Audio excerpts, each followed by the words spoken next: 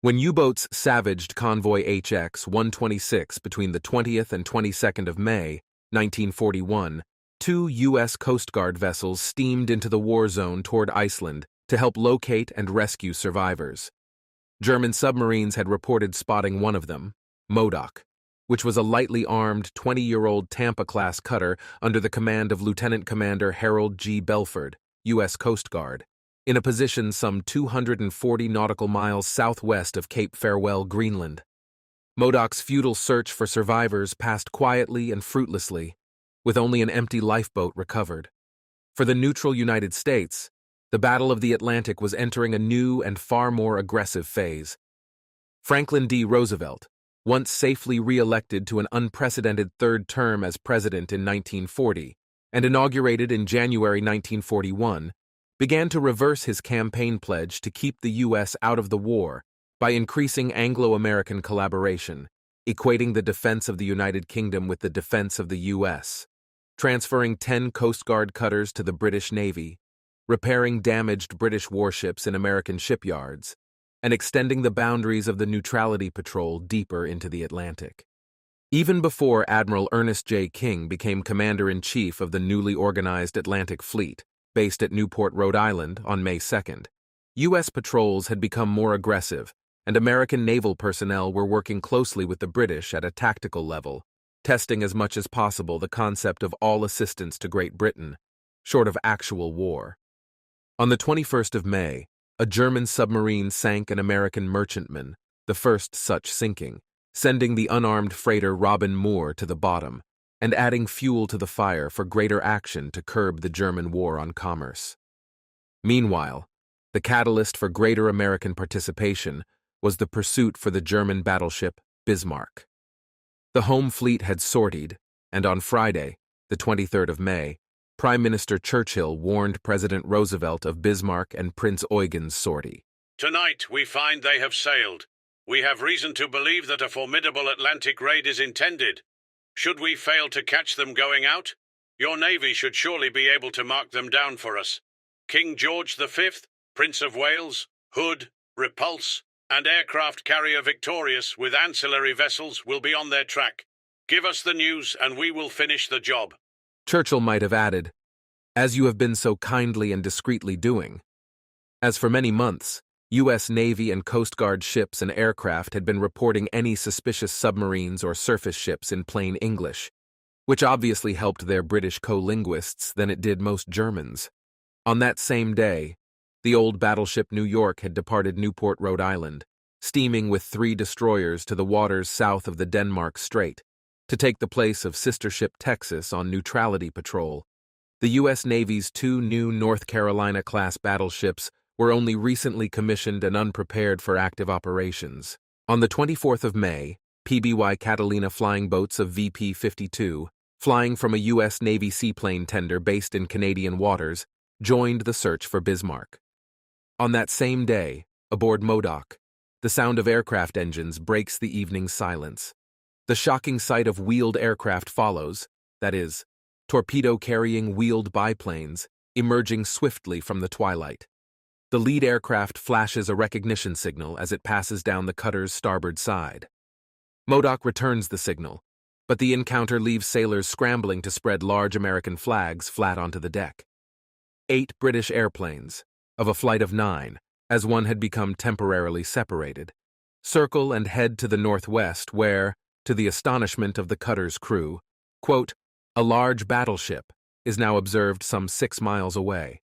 Modoc dutifully signals, "What ship?" and identifies itself. By the time the Modoc boldly hailed Bismarck, which didn't reply, not only had the German battleship been sighted, but it had already won a significant engagement in his baptism of fire. Earlier in the day, as Churchill had promised, the famous battlecruiser HMS Hood and battleship Prince of Wales had intercepted Bismarck and heavy cruiser Prince Eugen in the Denmark Strait. But the outcome proved disastrous. Hood had been hit and sunk by fire from Bismarck, which detonated a magazine, causing a horrific explosion that split the ship into 2 and killed all but 3 of her crew, while Prince of Wales, which was brand new and had sailed with yard workers still on board, had been struck hard, temporarily silencing most of her main battery, forcing her to retire. In the exchange with Prince of Wales, however, Bismarck had suffered 3 hits from 14-inch shells, the second of which ripped open fuel storage tanks and caused flooding.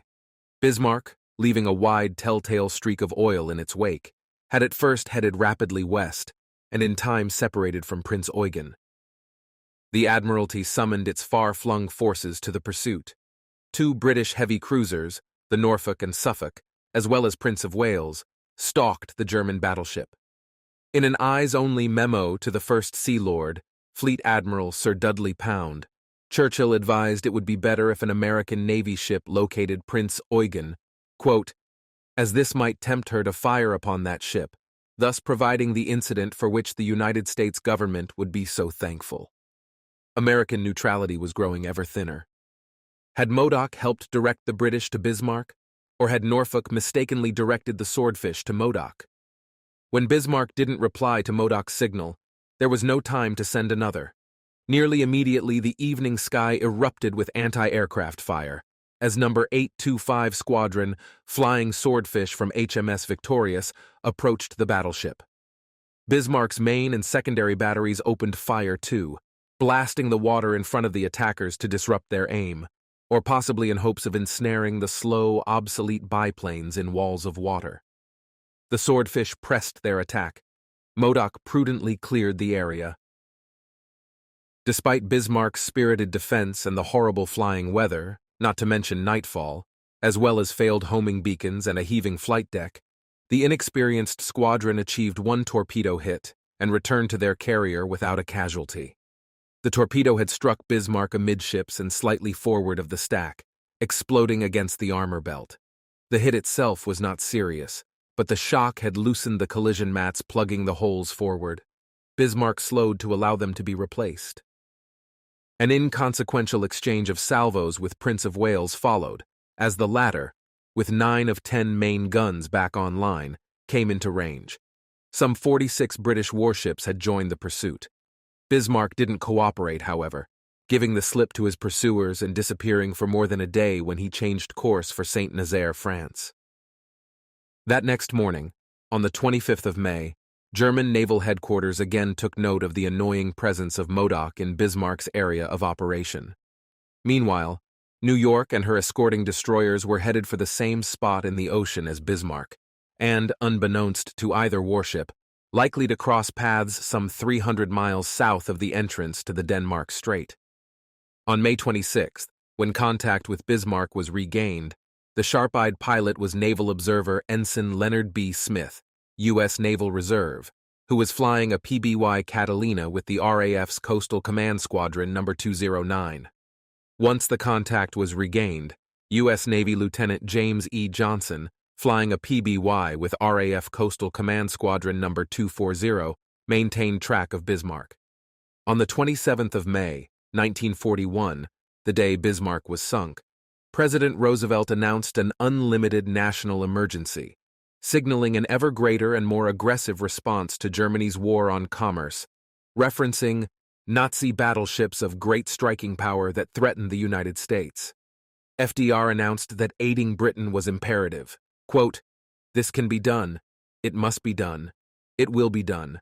On June 1st, Modoc's skipper, Belford, now a full commander, was put in charge of the new South Greenland patrol, operating from Modoc, and including 2 other cutters and an auxiliary under his command. On the 12th of June, all members of the U.S. Naval Reserve who did not have deferred status were called to active duty. On June 20th, the day Roosevelt took the issue of SS Robin Moore to Congress, U-203 stalked Battleship Texas, intending to attack, but was outdistanced. That same month, wild rumors of naval battles involving American, British, and German ships began circulating in Washington, D.C. In due course, the fighting would be real enough. Thanks for watching. Consider subscribing if you enjoyed this video.